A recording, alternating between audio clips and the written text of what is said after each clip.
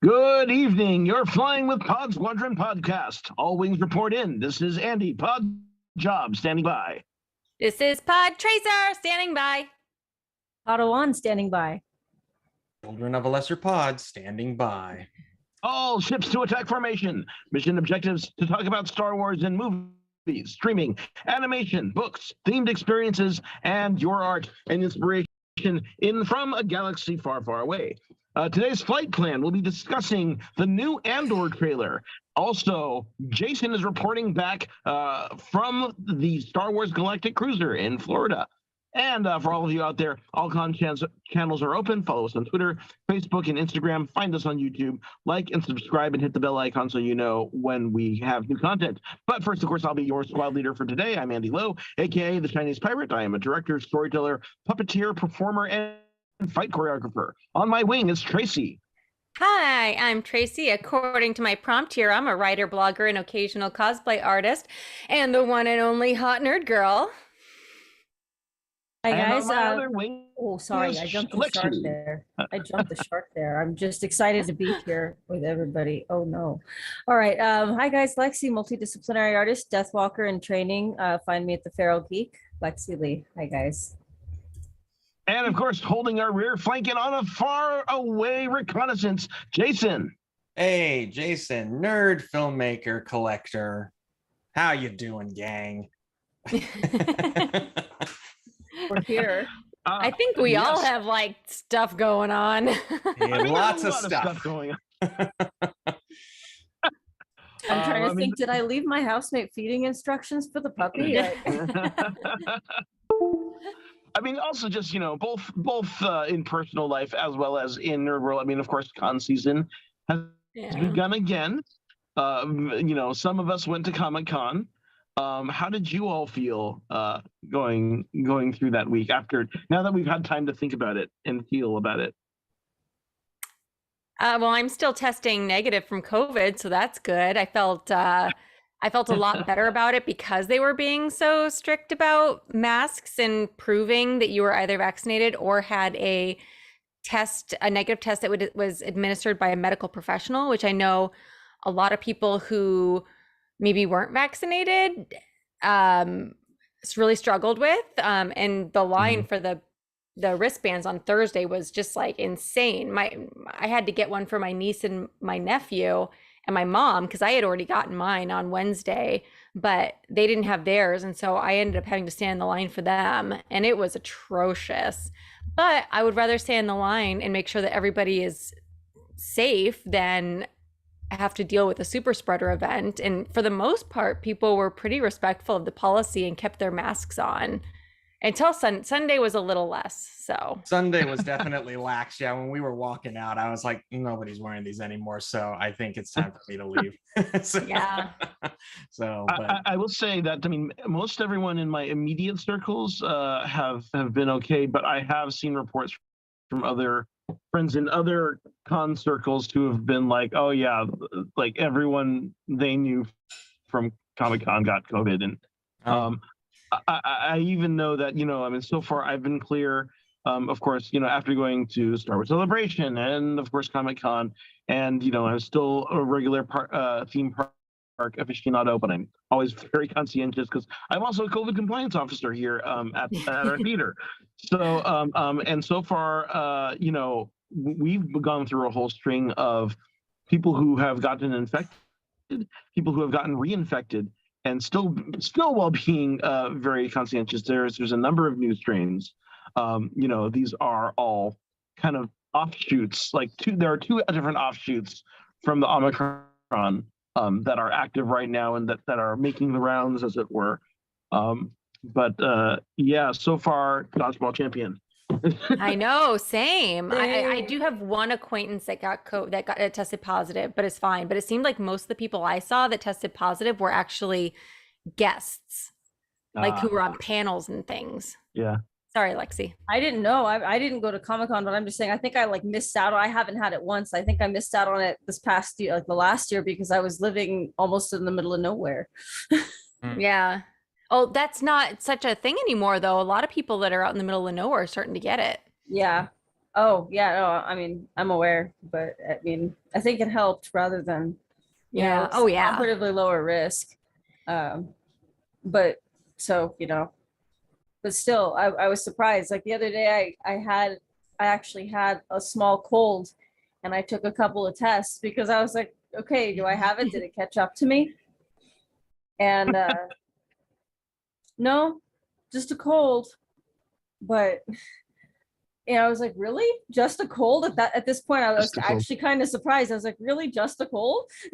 Okay. We're going to be the survivors of the zombie apocalypse. Yes.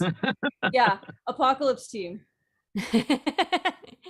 Real quick, can I say happy 23rd wedding anniversary to my dad and my stepmom? Huzzah, huzzah. Yay. Love it. But that said, coming out of all of that, yeah, so we saw a bunch of stuff, right? Of course, it wasn't, Star Wars was not at Comic-Con, but shortly after Comic-Con, there was a new trailer for Star Wars Andor. And any thoughts about this? Oh, I feel like Lexi's chomping at the bit. I mean, I had to go look up the composer because I was interested to see what they would do for the soundtrack. Now it makes me wish that I'd looked up the composer for Rogue One, which I didn't. So I don't know if they're the same. But I do know that Nicholas Britell, I think, or Britell, did Moonlight and Succession. He did both of those soundtracks and has won an Emmy and has been nominated 3 times for an Academy Award. And Sorry, who is it again? Nicholas Britell or Britell. It's got 1 T, so it might be phonetic and it might be Britell. I can't tell you that the Rogue One was Michael Giacchino. Okay, so Who's, like, then everywhere no, now, right? not the same. Not Not the the same. same. So, yeah, this guy made his debut working on Natalie Portman's directorial debut. Oh. And that's how he got into that. So, and it's been some time since then, because obviously Natalie Portman's directorial debut was a while ago.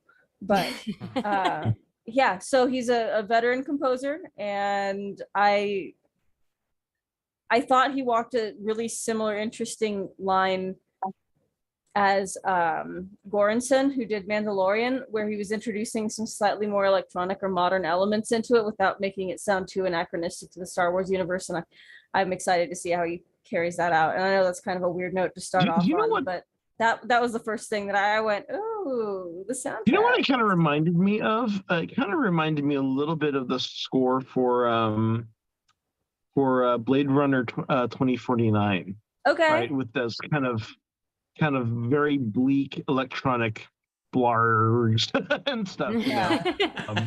Oh, there's like it almost sounds like children singing. Yeah, Like in some That's- part. yeah, that that's kind of Yeah. creepy choir boy sound. Yeah. Or- But, or- hey, yeah, you know what? A little hint of Squid Game there, right? Yeah. But anybody who's like, okay, great, desert planets, can we go somewhere else now? It looks like we're gonna go somewhere else now, so that should be fun. The Yeah, Scottish planets with Highlands. humidity. Yeah. We're going to the Scottish right. Highlands. We're going to the Trossachs. Yeah. That was actually terrible. I apologize. How about the look of this? I mean, we can talk. We'll get into like specifics later, but just we're talking about score. How do you guys feel about the overall look of? I mean, because like you say, we're seeing a little bit more green. We're seeing some more populated areas and people on the fringes. It looks like. I mean, but how it was shot. I like how I love green trees. I'm wearing Andor, wearing my You don't Ewok even shirt. like Ewoks. I love Ewoks. I like how they murder people. Still bitter. Anyways, I'm gonna follow the Corinthian when I'm just kidding. If Sandman just came out, I just binged it. Anyway, I like how we get to see some greenery again. But one of the things that I really liked about how it was, I guess it was how it was shot, was it was going back and forth between these two extremes of seeing what I'm guessing is Andor as a child, and you see just like abject poverty, right? You see him or whoever this child is wearing, clothing that obviously doesn't fit, that he's trying to make fit. And then the next shot you see oh God, I just blanked on her name. The senator Mon Mothma. Mon Mothma, in this beautiful clothes, and even with Stellan Skarsgård, who I love, you see him from going from what I'm guessing is a rebel fighter to being some kind of wealthy person with these jewels and these capes and things. So just kind of that flipping back and forth, and the stark whiteness of what feels kind of like the SS of the Empire against the kind of green and the dark of the rebels. That's kind of what They've got more earthy textures and textile and like materials as well, like smooth hard metal, glowing lights versus like natural light, fibers, plants. Clean and stark against very kind of gritty and natural and organic. How about you, Jason? Yeah, not that the other shows didn't have the look, but this just, the two trailers, they have out now, it's very cinematic, and I think it's going to spill very well over right into Rogue One. I mean, it looks like Rogue One, and I think they kept that aesthetic going very well. And while I can't remember specific shots, I do remember in watching both of those trailers, just like, it's always a good sign for a trailer for me when the hairs stand up, and I get the chills, and it's just between the music and the aesthetics and the look and the characters. I'm just like, ooh, I really still don't know what's going to happen, but I can't wait. And I'm on the edge of my seat because it's so dark. It's so tense. And I'm looking forward to this a lot. And I think it's going to be worth the wait, which I'm hoping they're using to polish up what little bits they have to finish. So it's the Stranger Things syndrome. That's true, because they did announce a later start date than which I want to come back to that thought, but also definitely noticing like a lot more very intentional use of wide angle lenses. You're really kind of capturing kind of what looks like a broader scope. Yes. Also, just kind of much more awareness of what is the atmosphere in the air, Yeah. right? They're shooting where they're shooting air, Yeah. whether there's dust in it, whether there's mist in it, you just get that feeling of grit. Mm. Yeah, I thought, I mean, just the quality of just the look of it Yeah. was very striking. And and we did see some of that in the previous trailer with the bells and the drummer and all that, right? Yeah. But I mean, I this think was more very so striking. this time. It's just it was upped, even though it was still just another 2 minutes. It was like, oh, it's still there and it's looking good. And I think it's going to pay off, because I mean, part of the reason Mandalorian works so well is because they decisively went with like space Western, Mhm. you know, and this is very decisively like space war film. Mhm. Yeah. Like An emphasis on Vietnam, the right? yeah, with an emphasis on like the refugees and things like that, and Yeah. you know, the people who are being attacked. Yeah. There might be I mean- some Monday morning quarterbacking here, but I think I'm more excited for Andor than I was for Obi-Wan. I didn't think that until I saw the last trailer, and now I totally agree. I mean, I did, but I'm upset. I did, but I'm biased about Diego Luna, so I mean, and that's also a lot of just like Latino pride coming in, where I'm like, yes, like Well, also, I mean, we're also seeing a lot of really, I mean, we get a lot of quick shots of a lot of characters we don't know who they are. I mean, even though the previous trailer was, just we're seeing people kind of affected by this regime and kind of feeling the dread creep in, right? This time, like you mentioned, Tracy, we see like shots of possibly young Cassian. You mentioned seeing shots of Mon Mothma. I find like I don't know anything about Stellan Skarsgård's character, but I am so intrigued because there is so much intrigue around him. Kind of talking about how he seems to be playing this dual role of, on one side, someone who's very opulent and involved. I mean, I don't know if he's a senator or, I mean, he's got the rings and all that, and he seems to have a mansion or something like that. And then, of course, he seems to be meeting Cassian Andor in back alleys with that wonderful, delectable growl of his, where he's, it's just, there's a seed to him. It's before he had to pay his penance to Davy Jones, so I mean, so, they're connecting the universes, So. And That's my Scandinavian pride is Exactly. Stellan Skarsgård That's and right. his boys. That's right. And then he goes off and he figures out wormholes for Thor. I mean, it's all connected. Yeah. I mean, And then he gets really everything. fat and starts mining spice from the Exactly. yeah. We are in the multiverse saga now, people. That's So right. hey, I'm not. We also get a quick shot of Forrest Whitaker, which is I'm actually really excited to see that. I mean, I am a total And what looks like a younger Saw Gerrera fan. Yeah, fan. before he Gerrera? lost a lot of body parts and stuff. Mhm. Yeah. So yeah. And he doesn't have white hair yet, so but still, I mean, still looking mean. Do you find that, like, one of the things that was hard for me with Obi-Wan was that I knew that they were going to come out of it because it was a prequel, and even though, like, I know that ultimately Cassian Andor is going to survive whatever they put him through in this series, just knowing what happens in Rogue One just makes it feel heavier to me. Like there's more impact there. And the fact that a lot of these characters aren't with him in Rogue One and he's so resistant to help him. What happens to these guys? Yeah. What happens to these guys? Well, also, and presumably, we're right about it in the timeline where Jyn Erso has basically just abandoned him too, right? So yeah, but yeah, that's a good point. It does have a definitive arc that makes it a very definitive arc.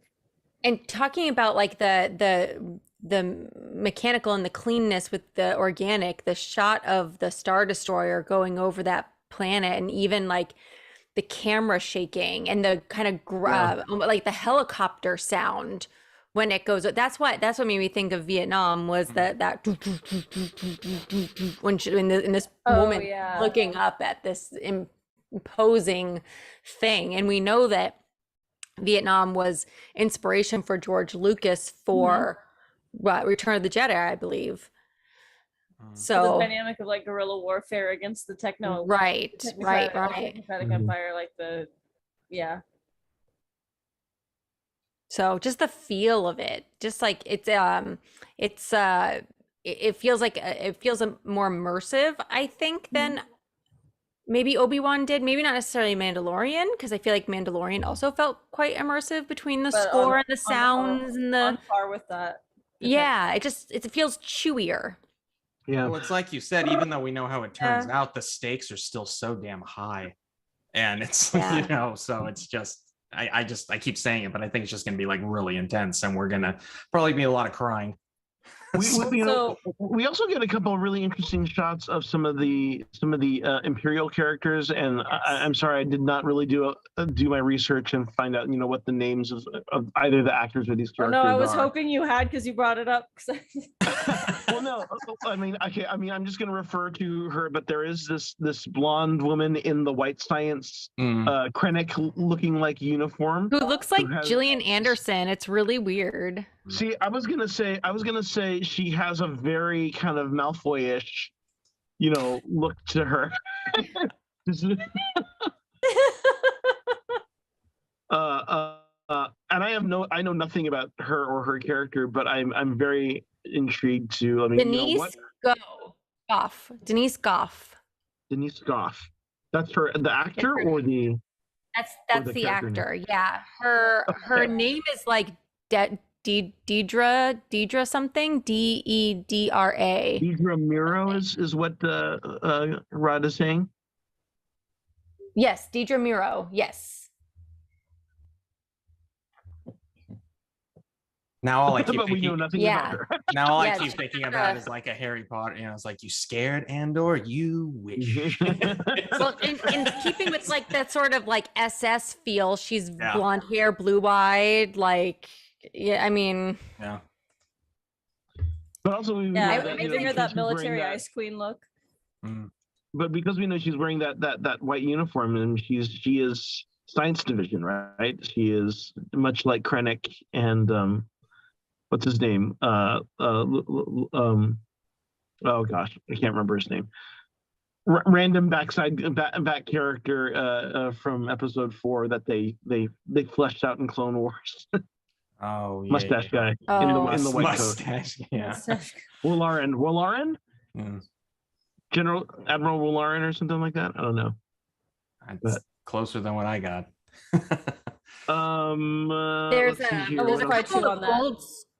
There's a couple of old school British actors too. There's Fiona Shaw, who I'm really interested to see what her role is. She is probably best known as Harry Potter's aunt, the one who keeps him under the cupboard. And then there's the guy, I can't think of his name, but the guy who was the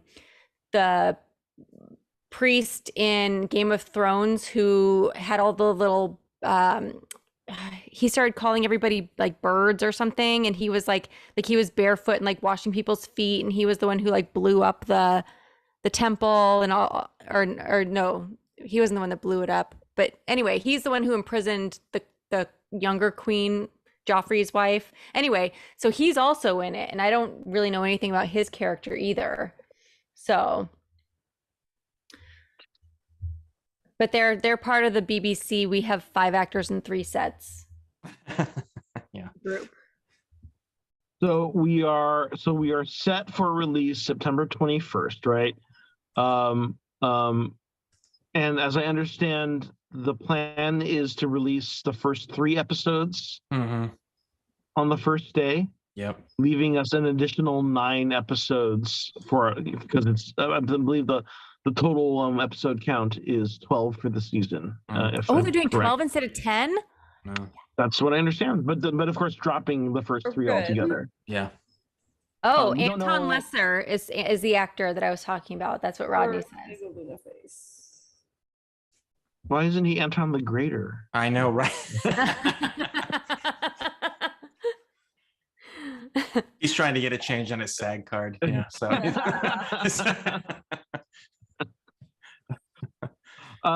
no, I'm looking forward to this. There's a lot to dig into with this. There's a part of me that's actually it is to the point where I'm like, I'm not really looking into stuff about it because I'm feeling very confident going into this that I don't want to know too much as it happens, right? Yeah. Same. I mean, the only thing I looked up was the composer after watching the trailer today, which is how much I've been like not looking things up because I was like, nah, I'm confident with this. Same. And then I watched the trailer and I was like, oh, replay. Anything else you guys want to cover or anything in the chat we want to address from anyone? Paul's looking forward to the longer seasons. Indeed. Bless. I mean, that is an interesting thing too, because we are now getting to the point where Disney Plus is starting to have to overlap, right? Like they've now moved She-Hulk to Thursday nights because of this kind of overlap. This will also be the first time that we get 2 Star Wars shows simultaneously, because I think there is some overlap with Bad Batch season 2, 3, season 3, no 2. It makes me wish that John Boyega hadn't put down Disney Plus at the very beginning. But what do you mean? Because didn't he say that he wouldn't be caught dead on a Disney Plus series? Like, I don't think he thought it was going to go anywhere or something. But I would love to see more John Boyega. I think that'll change now. Yeah, he might, I mean, I think if they gave him a decent script, yeah, he would be like, well, because like his whole all of his complaints were based on the fact that like the importance of his character was like lip service used for advertising to like try to get minorities to come in. And he was like, come on, that's not fair. You can't do that to us. I mean, like, I think his character and him deserve justice in that way. Absolutely. Actually. And so like, I think people would understand. I think it would be, I don't think he'd get too much shit for being like, well, you know what? I looked at the script and I'm happy with it. Yeah. He has a new movie that there's a lot of buzz around coming out very soon. I think it's opening later this month, called Breaking. Have you guys seen the trailers for that? I have not watched many trailers lately, admittedly. Yeah, I think the premise is that it's based on a true story. He is a veteran who had his benefits cut off, and he basically holds up a bank to kind of, make his point about, what has happened to him and what is happening to other vets. But there is quite a bit of buzz that he is. Is he a British veteran or an American veteran? I do not remember. I think it's an American film. Interesting. Okay. But Jason, what the heck is on your shirt? Williams. What's that? What in the heck is on your shirt? Oh, it's Kate Beckinsale. Naturally. Okay. when we were in Florida after we left the hotel, we were just waiting in line for we were waiting for the Country Bear Jamboree. And for some reason we were just talking about our celebrity crushes, and mine is and always has been Kate Beckinsale. And that's a good one. And then my daughter started looking up shirts, and she's like, look at this shirt, you need to buy this shirt. And I was like, yes, I do. And so I ordered it right there while we were waiting for the fucking Country Bears. And then like I came home and I had this, and I'm like, I'm gonna wear this on Pod Squadron tonight. So if everyone truly doesn't like me now, they will. So I'm like, it all works. So they're like, what the hell wallpaper is on his chest? Hey, power to you, my friend. Power to you. It's the little things in life. That's exactly what I said before I signed on. So thank you. Well, perhaps this is the perfect segue into our next segment. Kate Beckinsale. Jason. Sorry. So yes, continue. It's only a matter of time before Kate Beckinsale is in a Star Wars series, I'm trying to think who I would want a shirt Oh, in wallpaper print. Oh, yeah. Paul also has had a crush on her for years, so Hey, you're in Paul. good company here, Nice. Jason. She is quite the woman. Yes. How come she hasn't played an elf in any of the Lord of the Rings stuff Because yet? she's too busy playing vampires and killing lichens. So I mean, you know. No, but she would be And perfect just to being play an elf. badass and making goofy videos with her cat. And, That too. you know, That yeah. too. Yes. Yeah. Yes. But sorry. Continue. Continue. Yes. So you went to a place, right? I did go to a place and Is expect. it a place Where that's did you home go, to? Jason? I went to the Halcyon is where I went, and Whoa. yeah, and it was quite something. So yeah, I mean, I don't know where you want me to begin, but yeah. Well, it okay, was- yeah. I mean, so let's see here. So okay. So you booked the trip a while back. We remember we Yes. talked about that early Yeah. on. Yeah. You So, went right after Comic-Con, like you had like 1 day break. I can't. Yeah, I flew home from Comic-Con, had one night, and then we left the next day because I was like, I had to come home for a minute to change suitcases.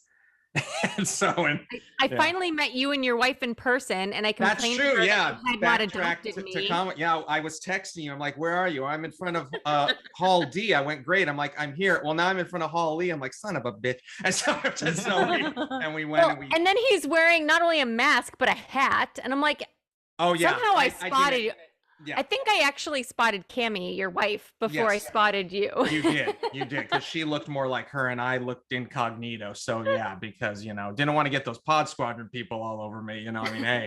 So, but yeah, no, it was great. It was very great to finally meet one of you in person. So yes. So, but so yeah. okay. So Galactic Star Cruiser. Yes. Tell us how this begins. Like, do you buy your ticket? Do you get a briefing? Do they kind of prep you? Is there any kind of backstory they kind of start you with? God, or do they just say, get on? Yeah, I mean, when I booked it, because at the time, and I think this is still how it works, you have to do it over the phone. You can't do it online because they want to ensure you that once you do this, you're not getting out of it or you will lose your money. And because the longer you wait, the less you get back. And then when it's like 60 days out, you don't get anything back. It's like, if you aren't going, we keep it. And so Even if there's an emergency? doesn't matter. No. They're like, whoa. yeah. They're like, we understand things happen, but now that you're like, this far away, it's like, sorry, but I don't know if that pertained to a COVID scenario. Maybe you got a little leniency and they tried to move you to another one. But I mean, I was getting correspondence like literally up until the day we got there saying like, hey, you're still coming, right? And it was like, yeah, be there soon. And but yeah, other than that, yeah, we took a red eye out of San Francisco around 11:30. We got into Orlando around 7 a.m. Took a Uber, got there. I was told you could check in early or drop off your luggage early while they got the other people out. That was not true. That was probably the only big complaint I had right from the start, is we had to transfer our luggage to an adjacent hotel that they would then in turn bring the luggage to the Star Cruiser. And that was not made clear to me. So we literally had the best Uber guy. He's driving us in circles going like, we're on an adventure. I don't even know where the hell this hotel is. Oh, now we're going to another hotel. Oh, I'm just dropping off your bags. Okay, where you going now? Disney Springs. Great. I'll see you later. He's like, I'm going to write a book about this. And so, but once we got past that, then yeah, the check-in started around 11. We got there. There were a few people in front of us. They keep you outside. They're very attentive to you. They give you water. They ask if you need anything. And then, you have to go into that whole data pad scenario, which they give you loaner phones because they've been getting complaints that it just won't work on your personal devices for some reason. So they have it all pre-set up on iPhones and give them to you. Oh, wow. Yeah. And so we all had our own iPhone. My wife could not get hers to work. And so that was irritating. And then ultimately she did use her own phone. And but yeah, so I had like 2 phones the whole trip, like my own and then this iPhone, and I'm just and you constantly get bombarded from crew information and where you need to be, and okay, this is happening at this time, and the first order's coming on. And I mean, and that app is ridiculously extensive, and you're checking it like every few minutes. At least I was. Is And it so- 24/7? Like, are you getting stuff in the middle of the night? No, well, actually, no.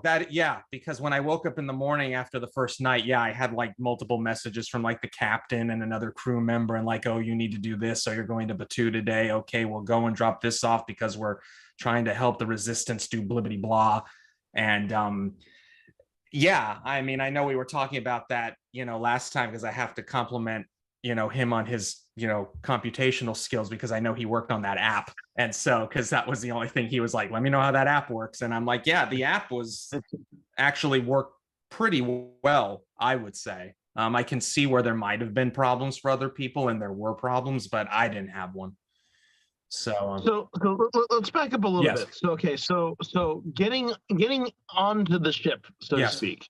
yes. How, I mean, was it everything you imagined it to be? Was it, I mean, was the illusion? It was a little less grandiose than I thought. I mean, like, you go down this long hallway and they only have, I think it was like maybe up to 10 or 12 people at a time. You all watch this informational video explaining, okay, you're going to go on the ship. It's going to be an immersive experience. Participate as much as you want or don't. If something happens or there's an emergency, it just was a briefing video with all of the, like, if you were getting on a ride kind of scenario, like, and keep your hands and arms inside the ship. And if you need anything, let us know. And so that we watched that, and then they put you in this like elevator that's supposed to take you up to the ship, and very small window in the elevator up high of a video screen showing you going into space. You see the halcyon and all that, but it just, it's still just, sorry to break the illusion, but it's just like, you walked into this room, they closed the doors, you watched a video, this door open, and you're on the ship. I'm like, the elevator didn't like vibrate or move or anything. It was just that was a little disappointing to me. I thought at least a little shimmy and shake to feel like you were going, but there wasn't any of that. And I have a feeling that was probably due to some budget cutting when that place was being built, because I remember the concept art was way bigger for your going into space. Oh, it always is, right? Yeah. But then once the doors open and you walked in, that was a little, because I had not watched any video or anything. I went in blind. So I was kind of like, wow, holy shit. I'm like, it is a little overwhelming when you walk in. Was that where the red couches were? The sort of like Yes. central The big arboretum? It's their atrium, and they bring you in there, and they have different crew members that will immediately take a family or whoever and be like, okay, what's your name? Oh, you're on this deck. And they walk you to your cabin, and they let you know what's going on and where you need to be next. And, dinner's at 4 and all this stuff. 4? Yeah. I think is that what time dinner was at? Was it 4 o'clock? Yeah. It was something like that. Yeah. Why so early? Or were they doing it in phases and you just happened to get well, for us, I think dinner was that early, and then there's a second later dinner, like at 7. Like a real cruise. Right. There's So early dinner. Exactly. Did you get any input on that? I'd have been so mad if I pulled the 4 p.m. dinner. We got the early dinner, 4 so p.m. no, I didn't know where I was until they sent me the itinerary like a few days before, and it's like, oh, you're dinner at blah blah blah, and I'm like, okay. And then you got to wait for everyone else to eat, and then at 9 o'clock you all meet in the atrium, and that's when the captain comes out, and I'd be like, I am not over the age of 60, thank you very much.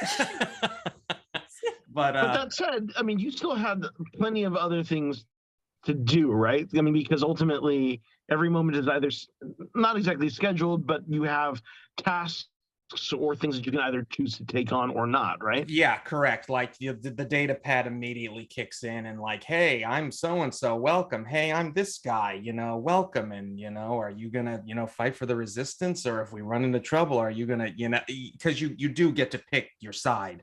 Oh, what did you guys pick? We picked resistance. And wait, isn't there different roles? Like you can be like a mechanic, or you can be like a scientist or something like that? Yeah, you can kind of decide like what area you're going to kind of follow. And then depending on your responses in the app, certain crew members will pop up more than others.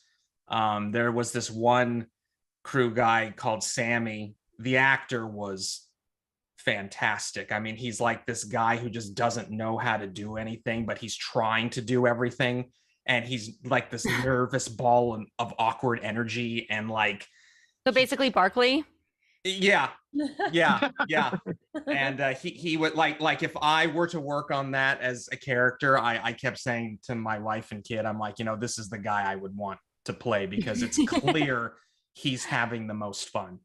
Because to skip ahead a little bit, when we got to our bridge training portion of that, he comes in at one point, because by then the First Order is starting to come in, and he's like, oh guys, it's like, we got to do this, we got to do that, and oh hi, who are you? And like, he's like, come over here. He's like, I don't really know how to do light speed hyper jump. Here, let's do the, and it's just, he's just this weird nerdy guy, and it was such, it really was. If you got involved, our people, if you got involved, they got involved.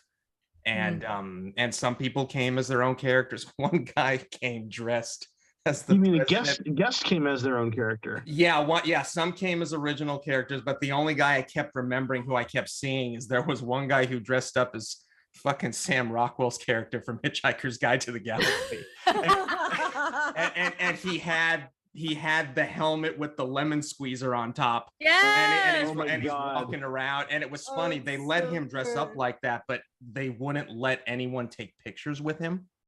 Yeah. He's like, I can't take pictures with you, because people kept wanting to. He's like, but if you take a picture and I'm walking in the background, I can't stop you. So he would constantly like jaunt back 20 feet and then just go, and people would take pictures, and it would, but that guy was full on in character.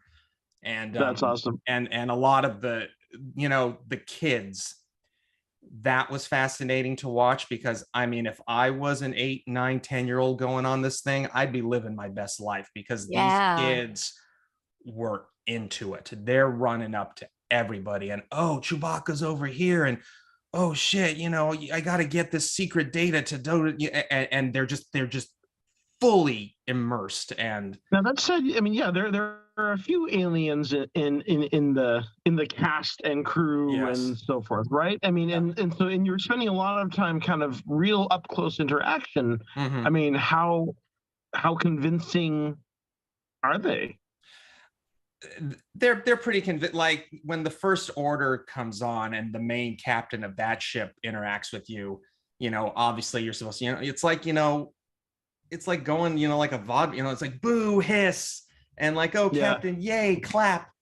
But I mean, but then they all afterwards, they all meet up in the bar and they're just talking to you. And so like, we're sitting there like having a Coke, and this First Order guy comes up and, like, oh, hello, who are you? And, with the typical British accent, because they're all British, and my daughter's like, oh, can I take a selfie? He's like, oh, you want to take a hologram device, like, because they're still in character, but they're trying to still keep it fun for you.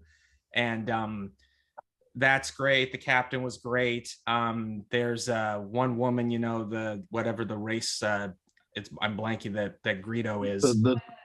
Thank you. Yes, she had a full animatronic. She's mask. The singer, right? No, she's actually the woman who plays the instrument that the singer goes to. And but she has obviously pre-recorded responses that I don't know how she activates, that she comes up and she talks to you in her language, and and you just, and her lips like move, right? Her lips move, her eyes, her antenna, I mean, everything. That's probably the most elaborate costume of the bunch.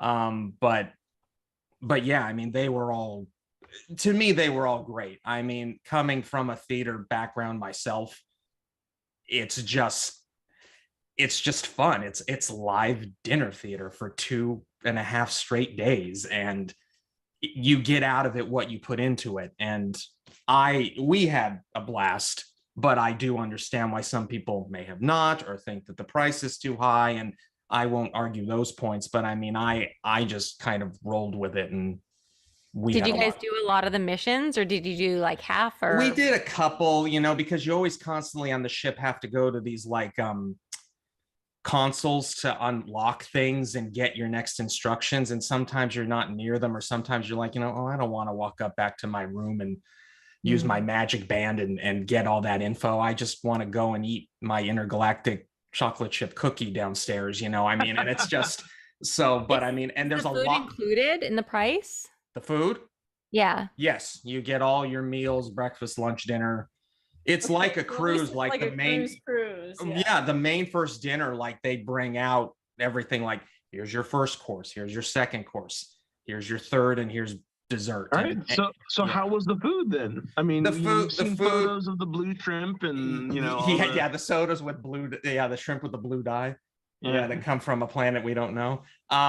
Me and my wife found on Mandalorian. yeah, me and my wife found out on the first, like I have stomach issues, as we well know. She does not, but the first night we ate the food, both of us were like, well, where's the space toilet? And not because it was bad, but because it's so damn rich. Oh. And it's just, I think an attack on your insides, because it's just not certainly what I'm used to, and even what she was used to.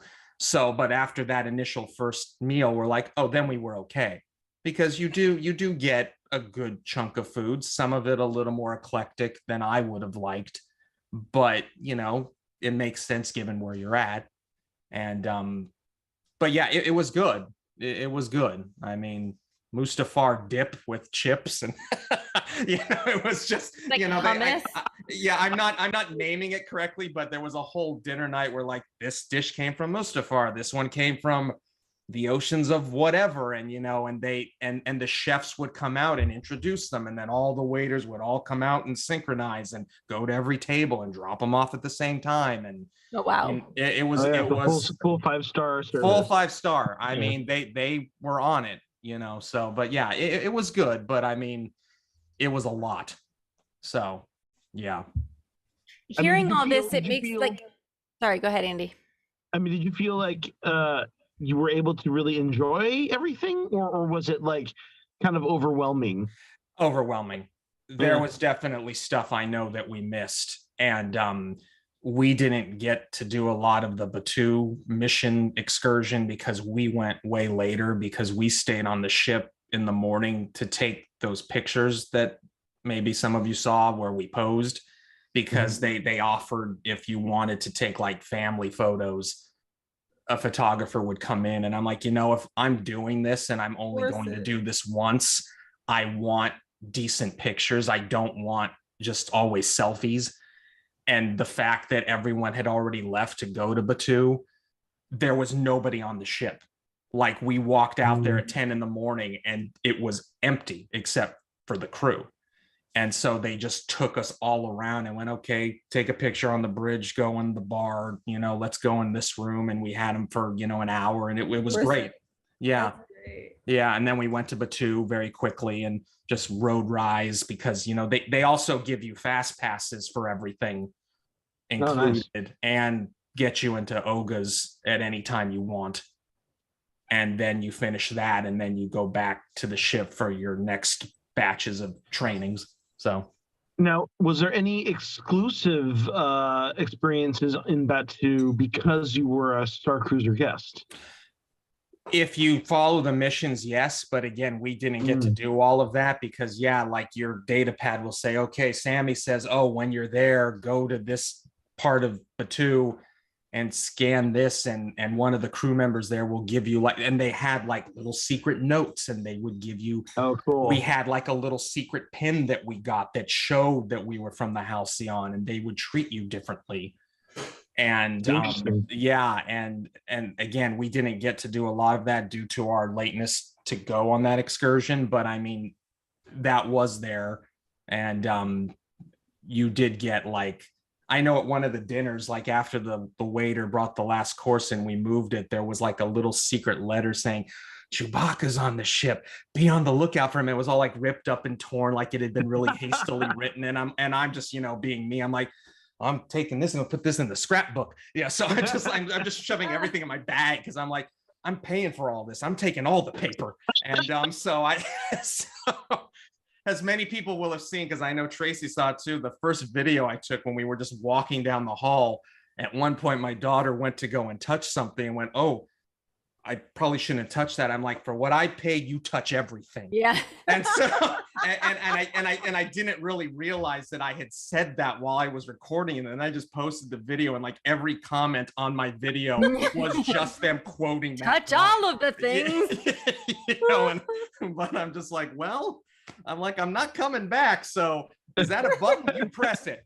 Like and hearing you talk about all this, the thing that really like sticks out at me is when you talk about the kids' reactions, and all I can think about is like, I understand the price, but I wish that there was a way that they would allow like even small groups of kids that would never in a million years be able to afford this to be able to experience that. Because I know, I mean, I am poor, but you know, compared to a lot of people, like obviously I'm not as poor as them, you know, and I've gotten to experience Club 33 several times, and you know, and you know, like their kids bring their friends who would never get to experience that, and like seeing their faces, and like I get really like emotional seeing that, because it's just such this like world that they're just not exposed to. And so it would be really neat if they could do some kind of program where kids at least could get to do that. It's the Jurassic Park syndrome, you know, like, oh, we'll have a coupon day or something, you know. But I mean, like, I feel down the road, because I was discussing this just even a couple days ago with my best friend, and I'm like, I do feel it's going to probably get massively discounted down the road, because even though right now the voyages are sold out, I just don't see that being sustainable, because once these people who can go and do it, I don't even see them going back. And that's not because it was bad, but unless they are able to offer something new or a different storyline or add more characters, I don't know. I just don't see it, unless you're filthy rich and have nothing better to do, you know, to go back. I mean, you know, we try to take like one big trip a year, and this was it. And yeah, the price is ridiculous. I won't lie, but I'm glad that I was able to do that with my family, and it was something I'll never forget. But I just don't ever, at least not in the next, I don't know. My wife has joked that when she makes more money, she's like, I will go back in 10 years and then I'll treat. And I'm like, and that's fine. I mean, maybe by then there'll be something different to offer. I mean, because again, the experience was fantastic. It was, but I do get your argument, and I do feel that people should be able to experience this without the astronomical price tag. So, I mean, and I saw families of like 12 walking. I want to call back to you. I'm going to call back to something, though, that you were starting to say off camera before we started, though, yes. Right? In terms of even in spite of the high price tag, you were saying that just based on the quality of the performers and everything, that, I mean, do you feel you see where the money is going to? I do. I mean, now that I've experienced it, I mean, I can see where the money went. And in some instances, I mean, probably get shot for saying this, but I'm kind of surprised they don't charge more. I mean, which they could. But I mean, there was never a point where, again, these people weren't on, including the people who even worked in the gift shop. And I mean, those are long hours. People, that's right? not Like, just it's a not shift at a. That's not just at the shift at a theme park. That's long hours. No, they clearly had shifts where people left at whatever midnight, and then the 12 to 4 a.m. took on, because there was always somebody out there. There had to be. But they're still playing it off that they've been the same crew on the ship with you throughout the time. Yep.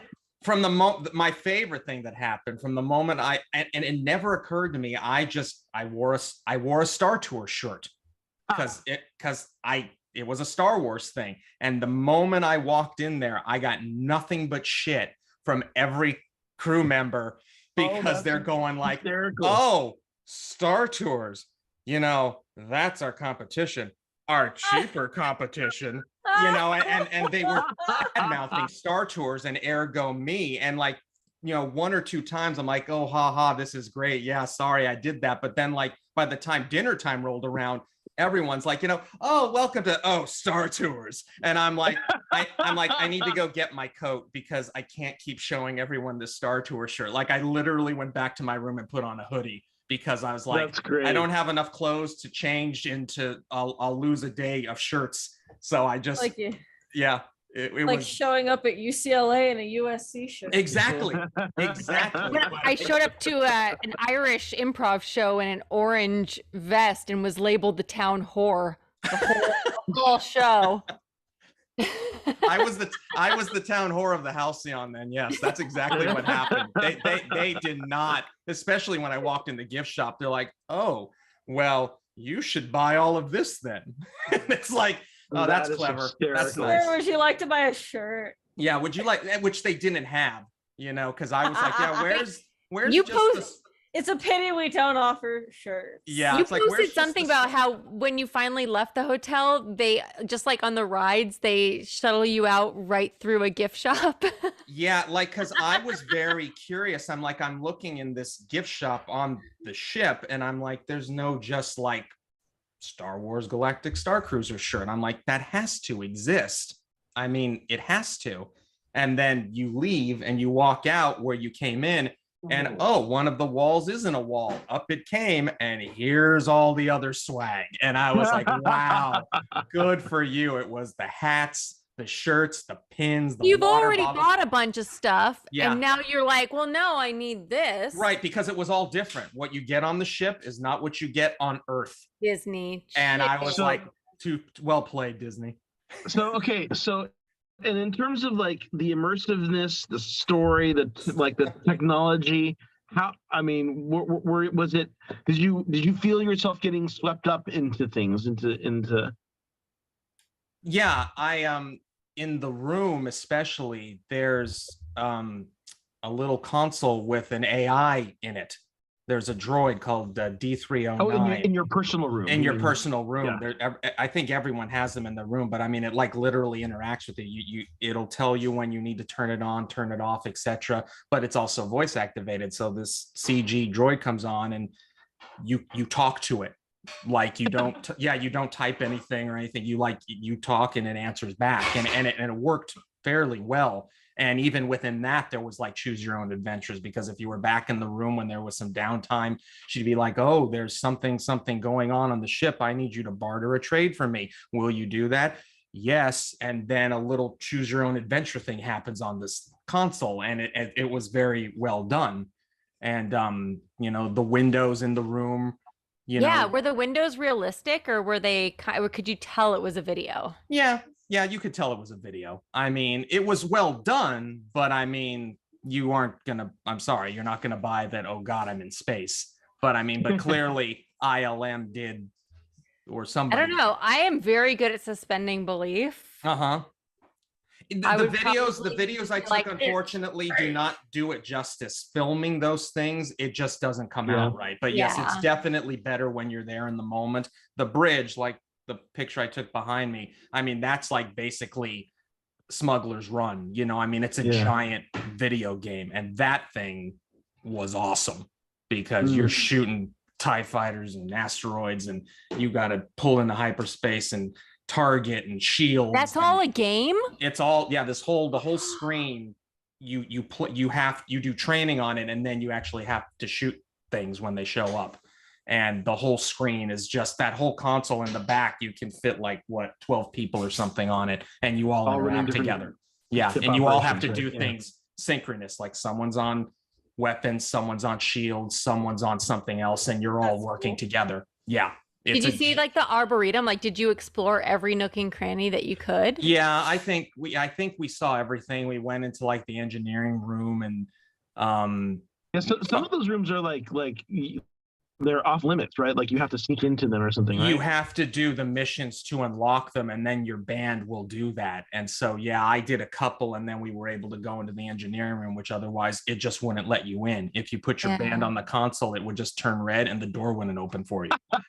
And so, I mean, there were ways to get in easier. Like if someone just did it in front of you, then you just follow them. Follow them. So What's wrong with that? Yeah, nothing. I mean, we You did. rebel, you. Yeah, I was like, wait, what's in there? Oh, mine's not working. Oh, well, Bob went in here. Well, I'm just following him, and then we That just did sounds like on brand, you know? Yeah, Wait, you were there for what, 3 days and 2 nights? yeah, it's 2 nights. It's 2 full days and 2 full nights. Yeah, and then Do you leave feel on- like that was enough time, or would you have rather have stayed? That's a good question, because at first I thought like this isn't going to be enough time, but then by the time it was over, I was like, at least for me, pardon the pun, I was getting a little cabin fever, because I mean, you are in this warehouse for Yeah. 2 straight days. Even if you go to Batu, it's still not enough. So I was ready to be like, I've seen enough. Could Is I have that done? all you say? Can you stay for a week, or is it literally just like No. a 2-day No. thing? It's a curated experience. So Yeah. you actually are there for the length of the narrative that Yeah. happens. Yep. Because Oh. things actually happen in the atrium where pieces of the ceiling fall down. It's Oh, very wow. it's very Phantom of the Opera. It was the chandelier Hmm. coming down. Nice. And, Wow. Yeah, and so I'm assuming Spoilers. Sorry, spoilers, yes, but Just kidding. but I'm assuming once they There's kick no you way out- I'm ever gonna see that unless I marry Rich. You don't know that. You don't know that. So I mean, but yeah, obviously they have to reset things. And then and which is probably why when we came on the first day, they're like, yeah, you can't drop off your luggage yet. There's still people coming out. So we got to get the ceiling back up. But Do they have late checkout? no, you have to be out by 11.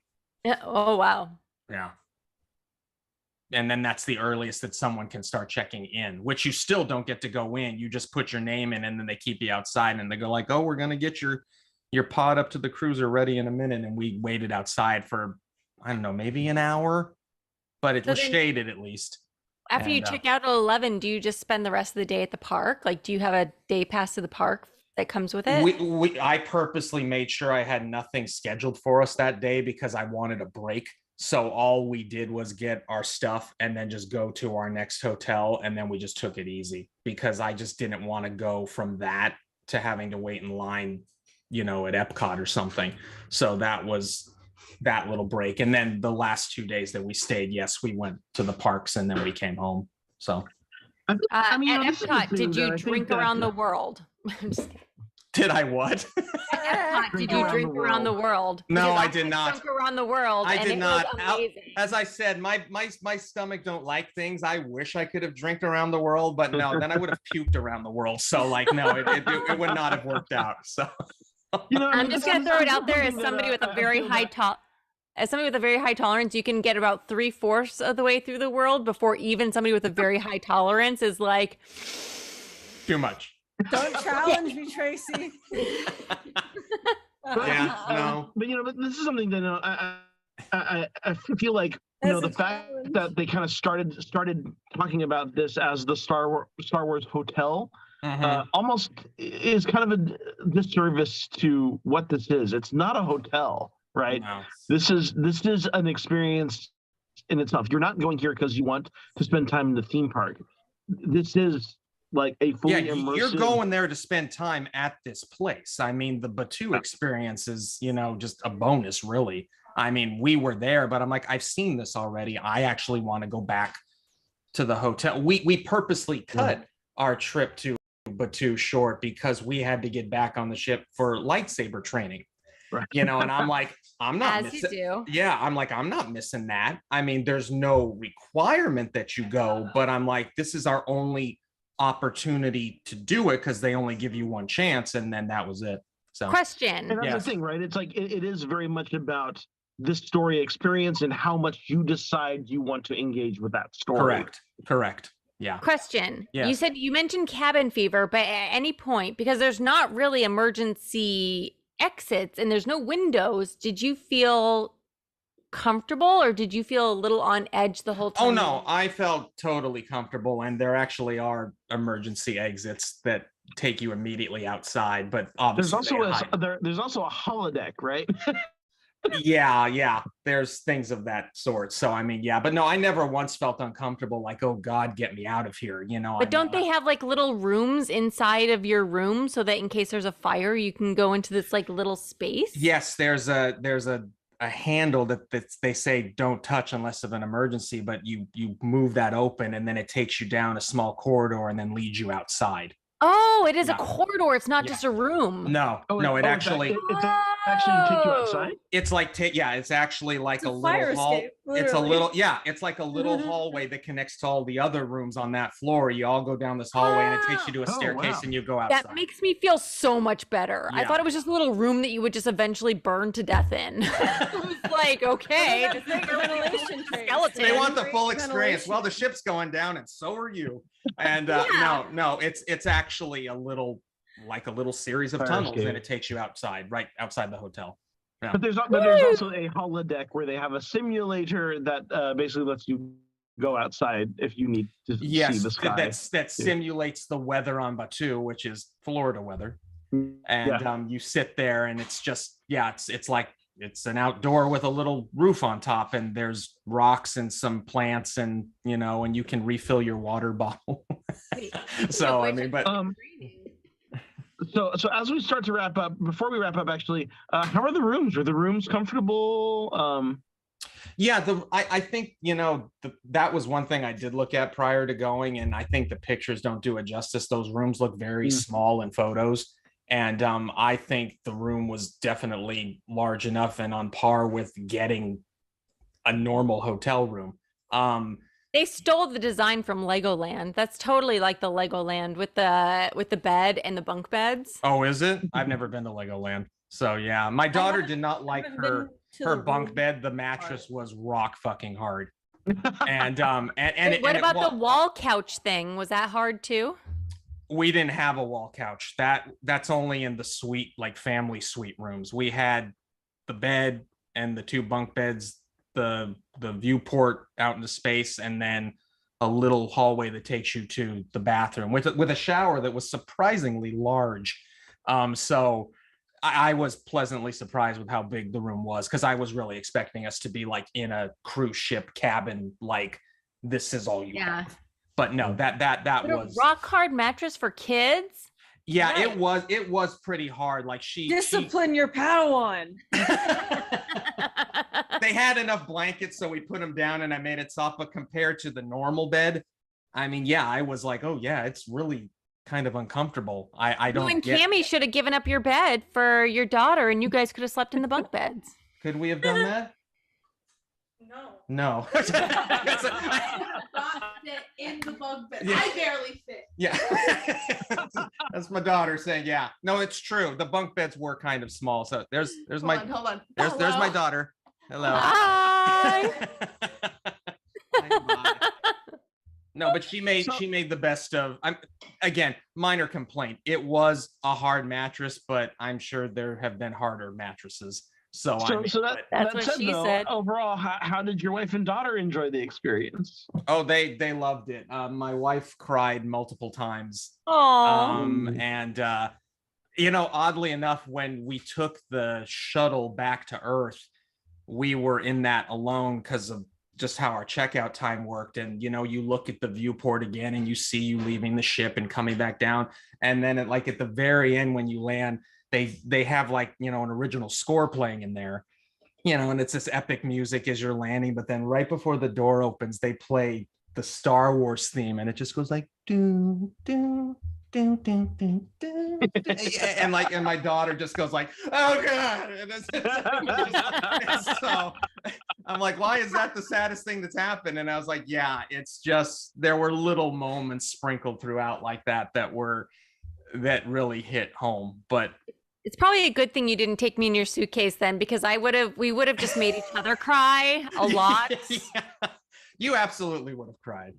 You would have. I mean, I cried during parades and fireworks, so So yeah, the minute the captain came out, you probably would have been like, oh god, it's a Star Wars. ugly cry. It's good stuff though. But no, I mean, I guess all in all, I mean, I would say that if you have the opportunity and the money to do it, and you are a big Star Wars fan, yeah. I mean, you can listen to all the naysayers you want and say it is overpriced and it's just not worth it. And it was cheap and garbage and whatever. But I mean, I don't know. I feel that you would enjoy it as a Star Wars fan, casual or otherwise. Oh, But I do that's- in a heartbeat. But yeah, but again, I do think that somewhere down the road there's no doubt in my mind that they're gonna cut that price. At Hopefully least the quality doesn't go down if they do that, though. I hope not. I can see why they also have people constantly on the ship, because they probably have to keep everything in order and clean. Mhm. Because if someone does decide to go out there at 3 a.m. and put El Barto was here, I mean, like, it's just not going to work. So I mean, but they always had somebody there if you needed somebody. I mean, they were always on and awake and pleasant, at least when I went out there. So as we wrap this up, I do want to mention, obviously there were a lot of these kind of levels of high level interaction and high touch interaction and immersiveness that were originally planned for Batu. And that's the thing that I get bitter about, is that some of what Jason is describing here that they have on the ship was originally planned for Batu, with more characters, more droids, and more of those interactions. Yeah. And they ended up cutting them before Batu opened. And so that's really unfortunate. But it sounds like some of that is coming back. Some of it in small ways. They have just released the Magic Band Plus program, which basically gives you a little pared down Apple Watch, more or less. And you can now engage in bounty hunter missions. This must just be Batu, in Florida, though. Yeah. Well, it this is is in the Florida, but interesting it's thing. coming here. They're building it right this now. is the interesting thing is that, wait, let me finish. Sorry, I'm jumping the gun. Sorry, Andy. That I was just in Anaheim on Sunday, and they had, this is the first time I've ever seen construction walls up in Batu West, whatever you want to call it. And they were walls around the same location where they have the Bounty Hunters Guild interface in Florida. So it seems to imply that this is coming to Anaheim very soon, much sooner than I expected, honestly, where you will be able to go on missions and hunt down, bounties throughout the land and kind of engage in some of that high touch interaction. Right. So that's out there. The other thing too is I highly recommend Knott's Berry Farm during the summer. They have this program that has won multiple TIA awards. TIA is the Themed Entertainment Association. They do kind of the national or international awards for themed entertainment. And they've been doing this thing called Ghost Town Live for a number of years. And, Knott's, it gets a little bit of a bad rap. I know they did have some issues with some teenagers a couple of weeks ago, but it's a great park with some really solid roller coasters. I look at it as best of both worlds in small doses between Six Flags and Disney, because the Ghost Town area is wonderful, and it's not just themed but historic. I need to go with you. I haven't been to Knott's Berry Farm since I was in high school. I used to perform there all the time. Come on up. I know. The thing is, and at least for I think the next month they still have Ghost Town Live going. In which case, all of those storefronts where the laundry is, where the assay office is, where the bank is, it's not dummies in the windows with pre-recorded scripts. They actually have live actors throughout the day who are making the bank work, who are making the assay office work, and you can go in and talk to them and they'll say, oh yeah, those Mayfield boys came in this morning and saying that they have a claim on the town. Do you want to help the Mayfields, or do you want to help the town kind of buckle down before the Mayfields come in? And, Nice. and it is very much this immersive experience thing, and it's as much participation as you want to. If you want to, you can go to City Hall and get your marriage license renewed, but by Calico Town. You can go in and every day we move closer and closer to citizen. Westworld. Yeah. Okay, for those of us who actually have normal jobs and not jobs in theater, do you ever go on a weekend and not on a weekday? Yeah, I was there on Sunday, actually. Well, why didn't you tell me? Well, you weren't up here. Well, next time tell me and Jason and Lexi. Right. Maybe you never know. Maybe she'll fly down. Yeah, maybe All I'll right, find right. out. I'll get in the car and drive 6.5 hours to Knott's. I'll do it. I'll I've drive been to 2 Knott's Berry days. Farm since I was 8. So yeah, it sounds great. But yeah, I highly recommend it. It's like I said, it's won multiple TIA awards. It's a great program, and much like Jason is describing the Halcyon crew, it's like all of the actors are in it, and on top of it, from top to bottom with a little bit of a wink, because it's like obviously you're not in old Western garb and it's not 1885, but they are there to play, and it is great fun and very cool. They all have great cool scripts and are wonderful improv performers. Yeah. So check that out. Yep. That I think is it. Is there anything in the chat that we want to address before we round everything up? Paul's talking about some of the foreign ports he visited when he was a young sailor. Talking about me being Mary Tracy, the town whore. Suspension of disbelief for the Star Wars. He's saying California gets everything, and I said the parks in Florida are so much better though because they have so much more space. Yeah. I'm pretty sure that Paul also wants to challenge me to a drink off, just like Lexi does, which Lexi, the next time you're in town, let's definitely do that. And around the world. Drinking around the world is so much fun. And I will say, I very rarely get drunk. And that was one of the few times where I actually sat down on the ground in line and I was like, I'm just gonna close my eyes while we're waiting in this line. and then by the time we were done with the line, I was fine again. But yeah, I definitely got a little tipsy. Little tipsy in Norway. Oh, well, in Norway they have we started off in Mexico with the tequila shots, and by the time you get to Norway you have the aquavit, which I have to do the aquavit. Yeah. Because I'm a good Norwegian girl and I have to get my lefse because I so rarely get lefse. And it's too much fun. Yeah. Oh, Paul says the first round is on him for me and Lexi. Not you boys. All right. Okay. But me and Lexi, Paul's going to buy us a round. I see how it is, Paul. All right. All right. So yes, that's our show for today. We will be back. The next time we'll be back is August 22nd.